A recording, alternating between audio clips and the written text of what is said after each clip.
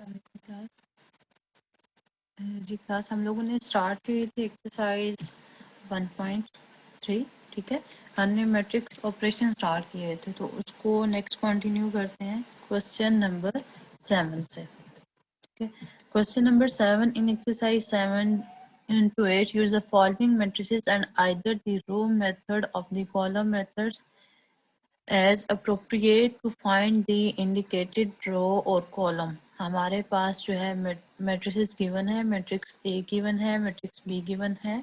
ठीक है, और ये हमारे पास कंडीशन गिवन है, इनको हमने फाइंड आउट करना है। फर्स्ट कंडीशन गिवन है the first row of A B. ठीक है, आपने अब ये जो ए बी है ये प्रोडक्ट को शो करता है। प्रोडक्ट किसका होगा, अब ये इसके साथ जो स्टेटमेंट लिखी हुई है उसको हमने वार से देखना है। The first row of A B, first row आपने किसकी लेनी है, फर्स्ट कॉलम की लेनी है। ठीक है, 360 है जैसे, और इसका प्रोडक्ट आपने किसके साथ लेना है, बी के साथ। तो इसका सोल्यूशन स्टार्ट करते हैं।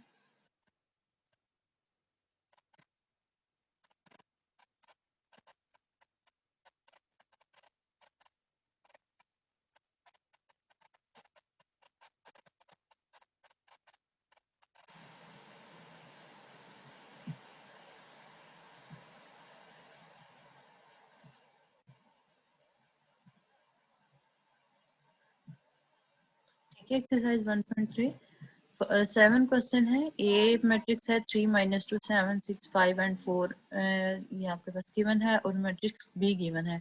फर्स्ट कंडीशन है हमारे पास the first row of A B. ठीक है, फर्स्ट रो आपने लेनी है ए बी की, तो हम इसको कैसे लिख सकते हैं, the first row of A dot B.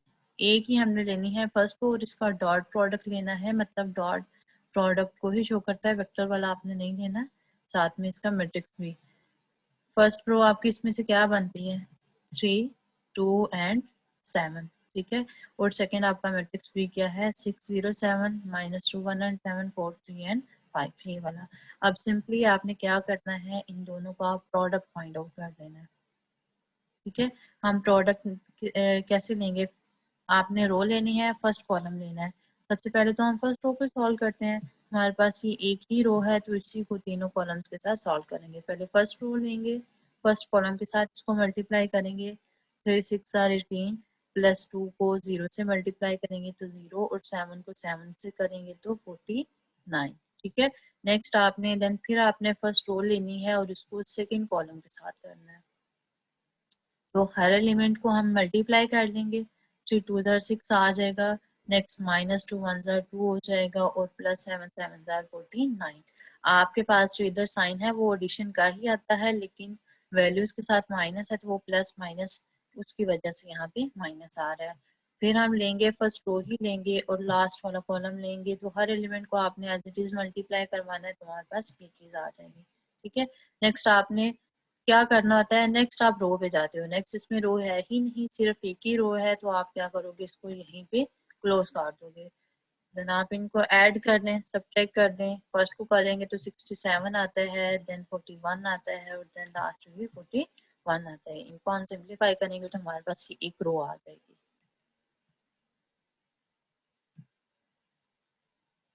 ये था जी हमारे पास the first row of A. इसी तरीके से आपके पास इसमें बी पार्ट है। बी पार्ट आपने इसका क्या सॉल्व करना है, the third row of A B. Third row of A B, अब थर्ड रो का क्या मतलब है, आपने जैसे फर्स्ट रो ली है इसी तरीके से आपने इसमें से थर्ड रो लेनी है। आप ये वाली थर्ड रो इसमें बन रही है, और कॉलम आपका सेम एज इट इज ये होगा। आपने क्या करना है, थर्ड रो लिखनी है 0 4 9, और साथ में मैट्रिक्स बी आपने लिख देना है 6 -2 4 आ जाएगा, 0 1 and 3 same as it is. Next आपने इसको कंटिन्यू करना है। ठीक है, देन आप इसको मल्टीप्लाई करके, तो इसी क्वेश्चन की तरह इसको हम सिंप्लीफाई करके देख देंगे। थर्ड क्वेश्चन है द थर्ड रो ऑफ ए ए। अब दोनों मैट्रिक्स क्या इसमें बोले जा रहे हैं, दोनों एक ही मैट्रिक्स बोले जा रहे हैं। तो आपने क्या करना है, थर्ड रो पहले लेनी है एक मैट्रिक्स की, और देन इसी मैट्रिक्स के साथ इसको मल्टीप्लाई करवा देंगे। ठीक है, नेक्स्ट आ जाता है the third column of A and A. Third column आपने लेना है। थर्ड कॉलम आपका इसमें क्या बनता है, ये वाला थर्ड कॉलम बनता है। थर्ड कॉलम आप लिख लेंगे, साथ में मैट्रिक्स ए को लिख के ही मल्टीप्लाई कर देंगे। ये आपके पास क्वेश्चन नंबर 7 है। सेम एज इट इज, सारे इसके पार्ट हैं जो सॉल्व करने हैं। Next question number 8। Question number 8 भी सिमिलर है, उसमें रोज पूछी हुई थी, इसमें कॉलम पूछ लिए। The first column of A B, ठीक है। फर्स्ट कॉलम आपने फाइंड आउट करना है किसका, ए और बी का। अब मैट्रिसेस आपने वही यूज करने हैं जो प्रीवियस 7 क्वेश्चन में हमने किए थे, वही मैट्रिक्स लिख लिए, ए और बी।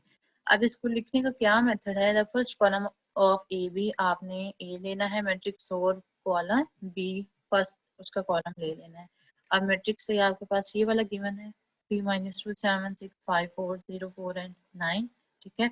और इसका कॉलम 1 जब आपने लेना है तो क्या आता है 6 0 एंड 7। इसको आपने सिर्फ एक कॉलम लिया गया है फर्स्ट, तो उसी कॉलम को साथ में लिख के नेक्स्ट आपने इसको सिंप्लीफाई कर लेना है। अब सिंप्लीफाई करने के लिए दोनों को आपको मल्टीप्लाई करना पड़ेगा। अब मल्टीप्लिकेशन रूल जो आपने पढ़ा होगा इसमें वो ही हम अप्लाई करेंगे। हम क्या करते हैं, पहले फर्स्ट रो लेते हैं और फर्स्ट कॉलम लेते हैं, ठीक है। 6 3 18 हो जाएगा, प्लस 0 हो जाएगा और नेक्स्ट 7 7 49। अब देन आप क्या करते हो, फिर फर्स्ट रो लेते हैं और सेकंड कॉलम पे आते हैं, लेकिन सेकंड कॉलम यहाँ पे नहीं है तो हम क्या करेंगे, नीचे भी इसको यहीं पे क्लोज कर देंगे, ठीक है। सेम एज इट इज आप सेकंड रो पे आ जाएंगे, फर्स्ट कॉलम लेंगे, इनको मल्टीप्लाई करेंगे, फिर आप थर्ड रो पे आ जाएंगे, फर्स्ट कॉलम लेंगे, इनको मल्टीप्लाई करेंगे। मल्टीप्लीकेशन रूल को हम अप्लाई करते रहेंगे, ठीक है। देन लास्ट पे आप इनको ऐड कर दें, 18 + 49 67 आ जाएगा, 36 + 28 64 हो गया, और 0 + 0 + 63 तो 63 आपके पास ये फाइनल कॉलम आ गया इसका आंसर में।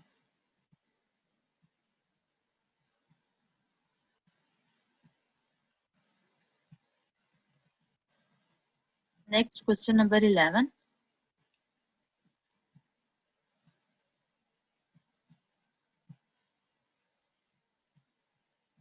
सॉरी, क्वेश्चन नंबर 9 देखते हैं पहले। Express each column vector of A. अब दो मैट्रिक्स आपके पास है, दोनों सेम ही है, ए मैट्रिक्स ही आपने लेना है as a linear combination of the column vector of A. अब हमने जो पीछे इसकी एक्सरसाइज स्टार्ट करने से पहले जो इसकी एग्जांपल्स पढ़ी थी उसमें हमने लीनियर कॉम्बिनेशन को लिखना देखा था कि कैसे लिखते हैं। अब क्या कह रहे हैं, स्टार्ट इसकी स्टेटमेंट पे गौर करें, each column vector of A. Her column के साथ हमने लीनियर कॉम्बिनेशन लिखना है, किसका, ऑफ कॉलम वेक्टर ऑफ ए, ठीक है। सबसे पहले हमने क्या करना है, ये दो सॉल्व करने हैं मैट्रिसेस, तो उसके बाद इसको हमने किसके साथ लिखना है, मैट्रिक्स ए के साथ लीनियर कॉम्बिनेशन में लिखना है। तो देखते हैं, स्टार्ट करते हैं।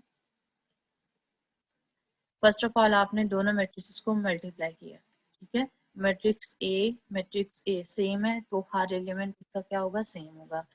आपने यहाँ पे मल्टीप्लिकेशन रूल को अप्लाई करते हुए इसको सॉल्व करना है। मल्टीप्लिकेशन रूल आपका पहले फर्स्ट रो फर्स्ट कॉलम इनको मल्टीप्लाई करते हैं, 3 3 are 9 -6 2 are 12 हो जाएगा, प्लस ये 0 हो जाएगा।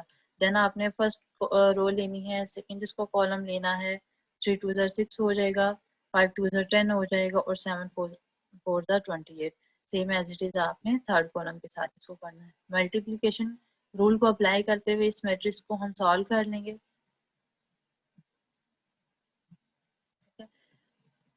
देन इसकी एडिशन कर लेंगे, एडिशन सब्ट्रैक्शन करेंगे तो हमारे पास कॉलम ये वाला आता है, -3 12 76 48 29 98 दिस एंड दिस, ठीक है। अब ये मैट्रिक्स आने के बाद इसके सेकंड स्टेटमेंट पे हमने गौर करना है। सेकंड स्टेटमेंट में क्या पूछा जा रहा है, ए को हमने मल्टीप्लाई कर लिया as a linear combination of the column vector of A. अब लीनियर कॉम्बिनेशन को इसको हमने लिखना है किसके साथ, मैट्रिक्स ए के साथ, ठीक है। अब ये जो आपका आंसर आया है इसको आपने लेना है कॉम्बिनेशन में जब लिखना है मैट्रिक्स ए के साथ, तो फर्स्ट कॉलम आप इसका लिखोगे एज इट इज, ठीक है।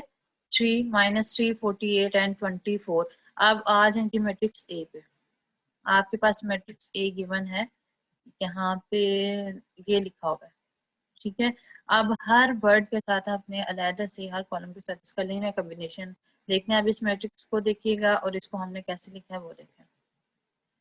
आपने क्या करना है, फर्स्ट रो का first element as it is लेना है, उसको कॉलम के साथ लिख देना है, 3 3 6 एंड 0, ये देखें, ये आपका फर्स्ट कॉलम आता है, ठीक है। मैट्रिक्स ए मैं यहीं से देख रही हूँ, फर्स्ट को आपने स्पेसिफिक रख देना और फर्स्ट कॉलम के साथ लिख देना है, ठीक है। नेक्स्ट क्या करेंगे, +6 और सेकंड कॉलम, प्लस आपका ये वाला 6 आ जाएगा और सेकंड कॉलम आपका ये वाला आ जाएगा, ठीक है।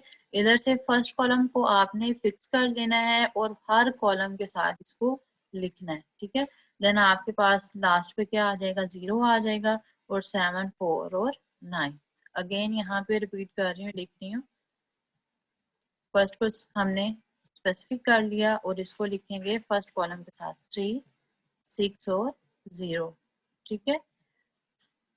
नेक्स्ट क्या आ जाएगा आपके पास, ये वाला सेकंड को फिक्स कर लें, +6 और फिर क्या आ जाएगा, -2, 5 और 49, ठीक है। देन आप थर्ड कॉलम के थर्ड एलिमेंट को कर लेंगे, वो है 0 और इसको क्या हम करेंगे, 7, 4 और 9, ठीक है। ये जो आपने लीनियर कॉम्बिनेशन लिखा है ये आपके पास इक्वल आएगा, किसके इक्वल आएगा,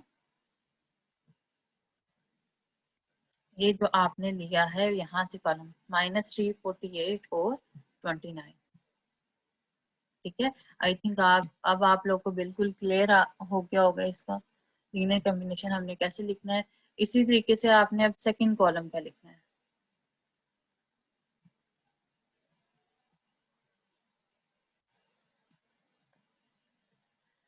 तीनों कॉलम का आपने अलग सेपरेट लिखना है। अब थर्ड सेकंड कॉलम आपका इसमें से क्या आता है, सेकंड कॉलम पहले देखिए जो आपने मैट्रिक्स सॉल्व किया है। सेकंड कॉलम आपका ये वाला आ रहा है, ठीक है, 12, 29 और 56, ठीक है, वो हमने लिख लिया। अब आ जाएंगे मैट्रिक्स ए पे। मैट्रिक्स ए आपका ये वाला आता है, ठीक है। इसको अपनी कॉपी पे सामने लिख के रख लें ताकि आप जब मैं इसको समझा रही हूँ तो आप कंपेयर कीजिएगा कि हम कौन सा ले रहे हैं। ये आपका मैट्रिक्स ए आ गया, 3, -2, 7, 6, 5, 4, 0, 4 एंड 9, ठीक है।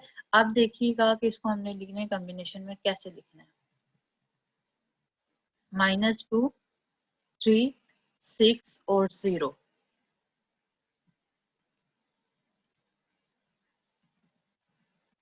ये देखें।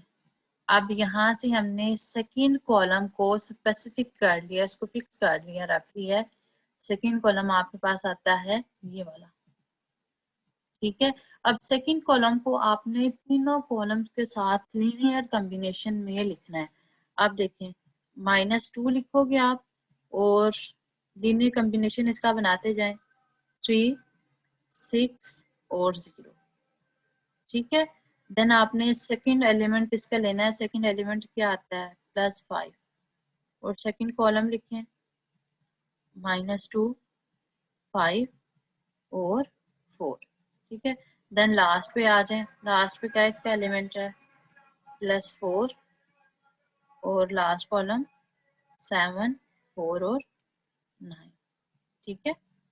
इसको देखें, ये इसके साथ, ये सेकंड आपके इसके साथ आ गया, ये फर्स्ट आपका ये वाली चीज आ गई और सेकंड के जितने एलिमेंट था उसको हमने हर कॉलम के साथ मल्टीप्लाई किया, ठीक हो गया। इसी तरीके से जब हमने लास्ट कॉलम को लीनियर कॉम्बिनेशन में लिखना है वो कैसे लिखेंगे।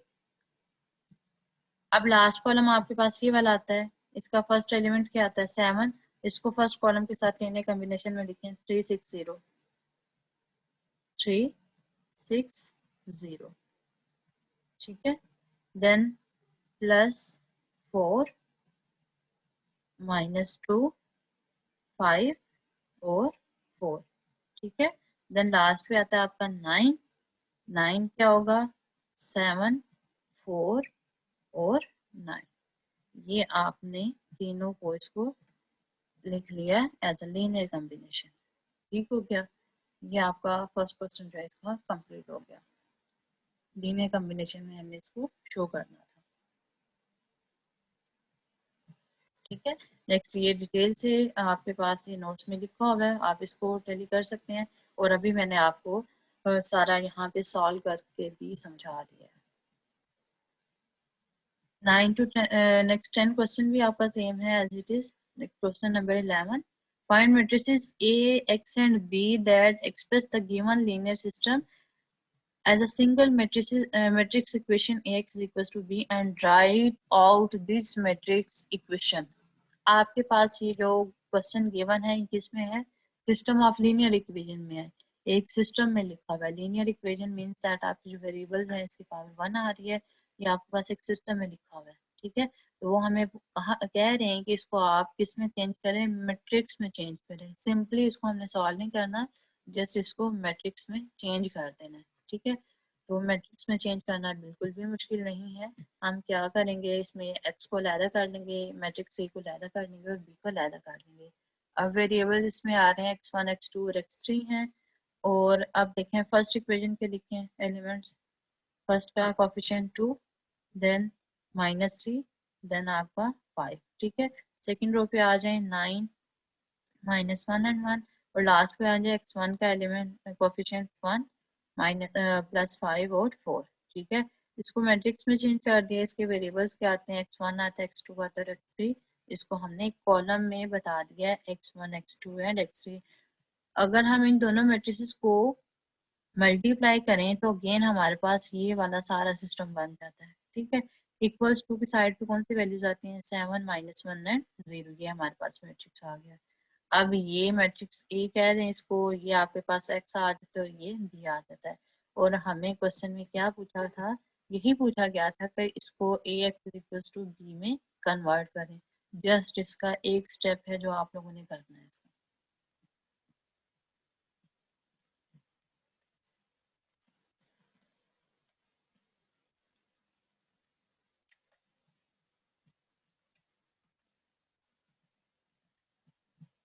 नेक्स्ट आपका इम्पोर्टेंट क्वेश्चन है question number 15। Find all the values of k if any that satisfy the equation। Question number आपके पास 15 है, इसमें से k की वैल्यू फाइंड आउट करनी है आपने, अगर ये आपके पास जो इक्वेशन है वो सेटिस्फाई करती है। ये तीन मैट्रिसेस की गिवन है, ठीक है। इनको सॉल्व करते हुए यहाँ से हम k की वैल्यू को फाइंड आउट करेंगे।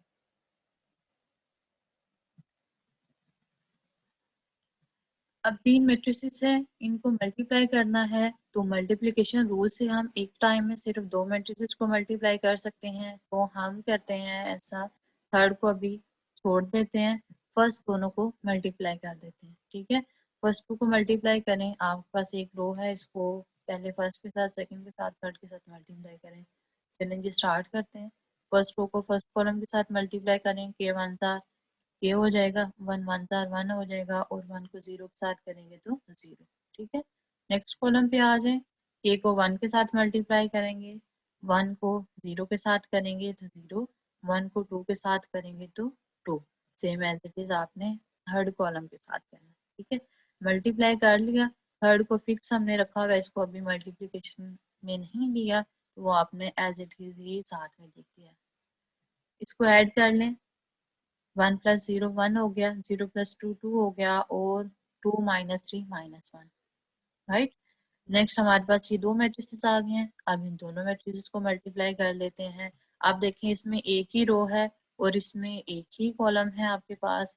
ये आपका एक एलिमेंट है k+1, ठीक है, ये सेकंड एलिमेंट है और ये थर्ड एलिमेंट है। फर्स्ट एलिमेंट को फर्स्ट एलिमेंट के साथ मल्टीप्लाई करें, ठीक है। मैंने अभी फर्स्ट पे लिखा है, मल्टीप्लीकेशन नेक्स्ट स्टेप में इसकी करते हैं। डायरेक्ट आप करना चाहें तो वो भी कर सकते हैं, k × k+1 नेक्स्ट प्लस। अब आपने यहाँ पे अक्सर स्टूडेंट्स जो है मिस्टेक कर देते हैं, इसको सेकंड कॉलम में लेके जाते हैं, तो सेकंड कॉलम में नहीं जाएगा, ये आपके पास एक एलिमेंट है, ये दूसरा एलिमेंट है, तो आपने एडिशन का साइन लगा के ये एक ही रो चल रही है। ये आपके पास तीन कॉलम नहीं है, ये एक कॉलम तीन है, रो एक ही है, इसमें से आपने ये नहीं करना कि ये अलग अलग चीजें हैं। नेक्स्ट इसमें से k+2 को 1 से मल्टीप्लाई करेंगे तो k+2, और माइनस आपका +1 के साथ जब मल्टीप्लाई होगा -1। नेक्स्ट इसको मल्टीप्लाई कर लें, k² + k + k+2 - 1 = 0, ठीक है। नेक्स्ट k+k को ऐड करेंगे तो क्या आ जाएगा, +2 आ जाएगा, k आ जाएगा। नेक्स्ट आपके पास इसमें एक क्वाड्रेटिक इक्वेशन बन गई है, तो इस क्वाड्रेटिक इक्वेशन को सॉल्व करते हैं और इसमें से k की वैल्यू फाइंड आउट करेंगे। क्वाड्रेटिक इक्वेशन के स्क्वायर प्लस 2k+1 बनती है, तो इसको जो फैक्टर्स में चेंज करेंगे के स्क्वायर प्लस k+1 इसको लिख सकते हैं, ठीक है, क्योंकि 1 1 1 है और 1 को 1 में ऐड करेंगे तो आपको 2 मिल जाएंगे। ये वाले फर्स्ट 2 में से क्या कॉमन आता है, k, अंदर आपको k रह गया +1, अब इन दोनों में से क्या कॉमन आता है, +1, तो k+1 हो गया। अब ये आपके पास दो सेम वेक्टर्स हैं, इनको वेक्टर्स का रूल है कि इनको हम क्या करते हैं, एक टाइम लिखते हैं। नेक्स्ट आपका ये वाला k और ये वाला k+1, ये वाला आपने लिखा है, ठीक है। अगेन रिपीट कर रही हूँ, ये वाला k+1 और ये वाला k+1 जो फैक्टर्स बन रहे हैं, एक तो ये सेम होने चाहिए और इसको हम एक टाइम में लिखते हैं। बाकी आपका k और ये वाला यहाँ पे जो भी नंबर होगा +1 है यहाँ पे, तो वो आपने सेकंड फैक्टर बना के लिखना है, ठीक है। नेक्स्ट आपके पास अगर इनमें से देखें तो हमारे पास दो आंसर आते हैं, k इज इक्वल टू -1 और इसका देखें तो उसका भी आंसर क्या आता है, k इज इक्वल टू -1। तो आपने दोनों आंसर्स नहीं लिखने, दोनों आंसर्स आपके सेम हैं, तो आपके पास k का एक ही आंसर होगा -1, ठीक है। ये आपके पास एक इसका आंसर हो गया।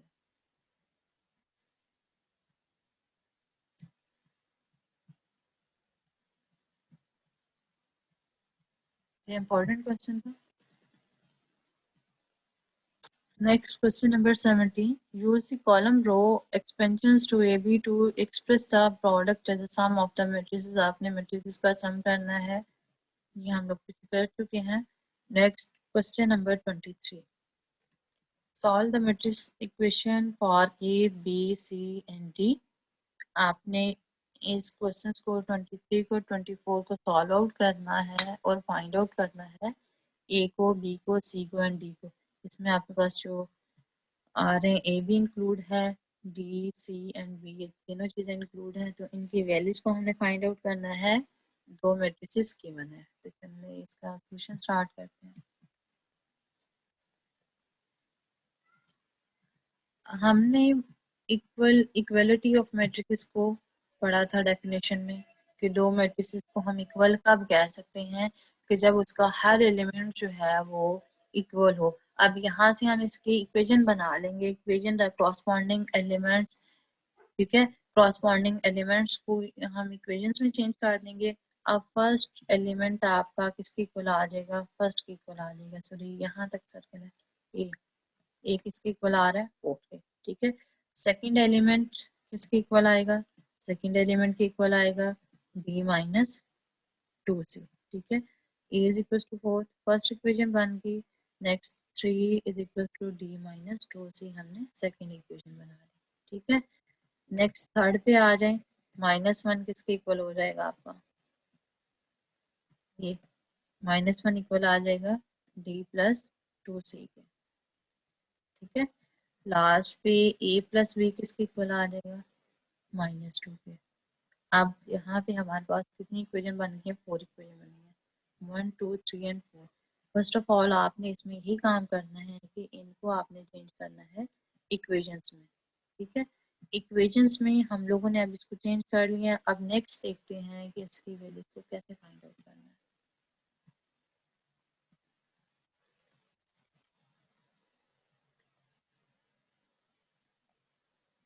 अब देखें, फर्स्ट क्वेश्चन में से आप इजीली यहाँ से बता सकते हैं कि ए का आंसर क्या आ रहा है, -4, ठीक है। इसको सॉल्व करने का यहाँ पे कोई मकसद ही नहीं है, क्योंकि ये डायरेक्ट हमें वैल्यू दे रहा है, 4 आंसर इसका दे रहा है, ठीक हो गया। अब सेकंड इक्वेशन पे आ जाए, इसमें डी भी इंक्लूड है, सी भी इंक्लूड है। अगर कहीं पे ए होता तो हम ए की वैल्यू पुट करके इसको सॉल्व आउट कर लेते, थर्ड भी अभी सॉल्व नहीं हो सकता। हम देखने इक्वेशन 4 को, ये इम्प्लाइज दैट, ये जो साइन है ये इम्प्लाइज दैट का साइन है, इसका मतलब है ये दो यहाँ पे आएंगे चीजें, एम्प्लाइज दैट मीन्स दैट हम इक्वेशन 4 को सॉल्व कर रहे हैं। अब इक्वेशन 4 में जहाँ पे ए है वहां पे आप ए की वैल्यू पुट कर रहे हैं, ए की वैल्यू क्या आ रही है, 4, 4 + b इज इक्वल टू -2, ठीक है। तो इसको सिंप्लीफाई कर लें, b इज इक्वल टू 4 को इस साइड पे लें, पॉजिटिव है नेगेटिव हो जाएगा, तो आपके पास b का फाइनल आंसर -6 हो गया। अब ए का आंसर भी फाइंड आउट कर लिया, बी का भी कर लिया, अब दो चीजें रह गई है, सी और डी। अब इन दोनों इक्वेशन को देखें, इन दोनों इक्वेशन को थर्ड को और सेकंड को और थर्ड को हम ऐड कर लेंगे, ठीक है। d minus two C is equal to 3 और d plus two C is equal to 1, इन दोनों को अरेंज करके पहले लिख लिया। अब ये माइनस प्लस माइनस ये दोनों कैंसिल हो गई, बाकी ये वाला आपके पास 1 प्लस 1 कोफिशिएंट जो है वो 2d हो जाएगा और 3 में से 1 को माइनस करेंगे तो 2 आ जाएगा। अब इसमें से आप d की वैल्यू फाइंड आउट करेंगे। डी का आंसर क्या आ जाएगा, 2 divided by 2 is equal to 1। D का आंसर भी निकल आया। अब ए की आंसर आपके पास रहता है सी का। अब वो इक्वेशन 2 को यूज करें, 3 को यूज करें, दोनों को यूज करके दोनों में से एक इक्वेशन में पुट करके आप वैल्यू को फाइंड आउट कर सकते हैं। हमने इक्वेशन नंबर 2 को यूज किया, ठीक है। 2 में जहाँ पे आपके पास डी है वहां पे 1 लिखेंगे, D minus two C is equal to 3, 3 is equal to D की जगह लिखा 1 माइनस टू सी, ठीक है। अब 2c नेगेटिव था, इसको इक्वल के दूसरी साइड पे शिफ्ट किया तो पॉजिटिव हो गया, इज इक्वल टू 1 प्लस 3 है तो माइनस 3, तो यहाँ से सी पे इसका फाइनली आंसर क्या आ जाएगा, -1। तो जी हमने चारों वैल्यूज इसके फाइंड आउट कर लिए, सी डी बी एंड ए। तो यही हमने इसकी वैल्यूज को फाइंड आउट करना था यहाँ, ठीक है। नेक्स्ट क्वेश्चन नंबर 24 है, ये आपकी असाइनमेंट है, ये आपने खुद सॉल्व करना है। क्वेश्चन नंबर 16 भी और क्वेश्चन नंबर 24 भी।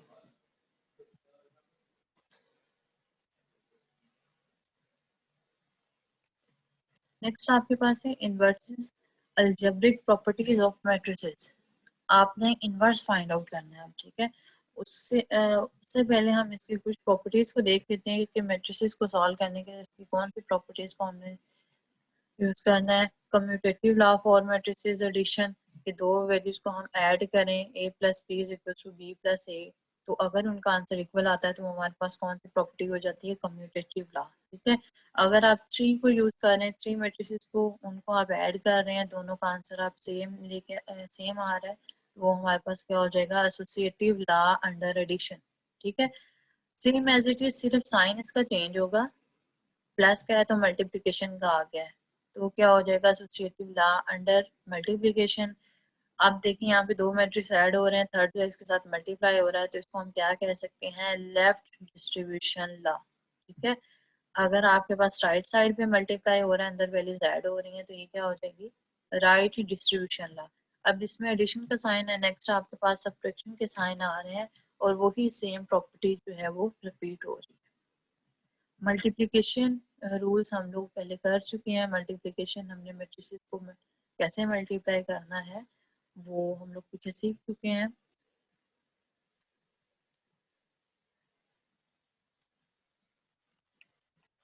एग्जाम्पल नंबर 5, इनवर्टिबल मैट्रिसेस, ठीक है।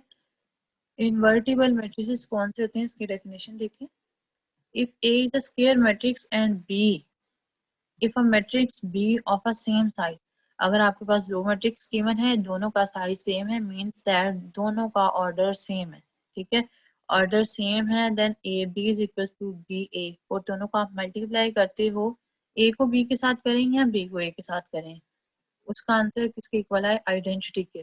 Then A is said to be invertible और नॉन सिंगुलर, ये इंपॉर्टेंट है, इंपॉर्टेंट डेफिनेशन है, एग्जांपल भी। Then A is said to be invertible, ये आपके पास क्या होगा, इनवर्टिबल होगा कब, जब आप दोनों मैट्रिक्स को मल्टीप्लाई करें और उसका आंसर आइडेंटिटी के इक्वल आ जाए। इनवर्टिबल भी इसको कहते हैं और इसको हम नॉन सिंगुलर भी कहते हैं, ठीक है। अगर आंसर आइडेंटिटी के इक्वल नहीं आता, देन उसको हम क्या कहेंगे, सिंगुलर और नॉन इनवर्टिबल, ठीक है। डेफिनेशन के अकॉर्डिंग इसकी एग्जांपल सॉल्व आउट करते हैं। क्वेश्चन गिवन है, matrix A equals to 2 minus 5 1 and 3, और बी गिवन है 3 5 1 एंड 2, ठीक है। अब हमने चेक करना है कि दोनों मैट्रिसेस आपके पास इनवर्टिबल आते हैं या नहीं इनवर्टिबल आते हैं। हमने क्या किया, दोनों को मल्टीप्लाई कर दिया, मल्टीप्लाई करके उसका आंसर किसके इक्वल आ रहा है, आइडेंटिटी के, ठीक है। ए बी को मल्टीप्लाई करके चेक किया तो आंसर आइडेंटिटी। देन आप बी ए को मल्टीप्लाई करते हैं, देन उसका आंसर फिर भी आइडेंटिटी आता है। आइडेंटिटी आइडेंटिटी दोनों का आंसर आ रहा है, तो मीन्स दैट ये दोनों मैट्रिक्स आपके पास क्या होंगे, इनवर्टिबल मैट्रिसेस होंगे, ठीक है। इनवर्टिबल और नॉन सिंगुलर मैट्रिसेस। इन्वर्टिबल और नॉन सिंगुलर मैट्रिसेस के बाद नेक्स्ट देखें जी, अगर किसी भी मैट्रिक्स का आपने इनवर्स फाइंड आउट करना हो, इन्वर्टिबल इसलिए पहले किया है क्योंकि ये इनवर्स फाइंड आउट करने के लिए इसकी लॉजिक जो है वो यूज होती है। इनवर्स का फार्मूला देखें, आपके पास ये गिवन है, ठीक है, ये एज ए जर्नल बताया हुआ है। अगर उसको हम एज अ फार्मूला देखें तो हमारे पास उसका फार्मूला होता है किसी भी मैट्रिक्स का, लिख लें आप उसको अलग से, A inverse is equal to adjoint of A divided by determinant of A. Matrix A given है ना, तो हम क्या करेंगे, पहले इसका adjoint लेंगे, उसको डिवाइड कर देंगे डिटर्मिनेंट पे, ठीक है। ये इसका बेसिक फार्मूला है, वही यहाँ भी बताया गया, एज ए जर्नल बताया गया है, उसको आप वर्डिंग में लिखना चाहे तो ऐसे लिखते हैं।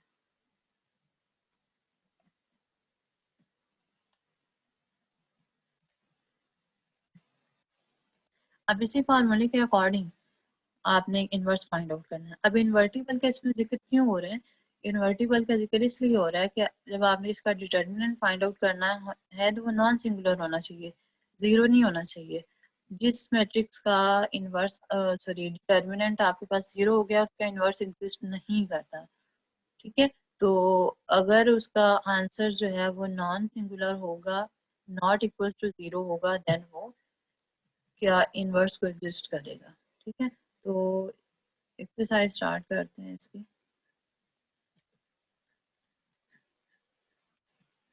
Exercise 1.4, verify that the following matrices are scalar satisfy the stated property। अब जो आपके पास प्रॉपर्टीज लिखी हुई हैं, आपको फर्स्ट ऑफ ऑल तो प्रॉपर्टीज नहीं पता होनी चाहिए, क्योंकि यहाँ पे हमें क्या पूछा गया है, associative law for a matrix addition. आपने एसोसिएटिव लॉ को अप्लाई करते हुए मैट्रिक्स को ऐड करना है। अब एसोसिएटिव लॉ आपको पता होना चाहिए पहले, वो ए प्लस बी होता है, ए प्लस बी प्लस सी होता है, ये आपको याद होगा। देन आपने एग्जैक्ट वही लिखना है, इनको ऐड करके तो उसका सिंपली आंसर लिख देना है। अभी हम जिस टॉपिक की बात कर रहे थे वो इनवर्स था, इंपॉर्टेंट चीज जो है, compute the inverse of the matrix. अब ये मैट्रिक्स आपके पास गिवन है, इसका इनवर्स आपने फाइंड आउट करना है।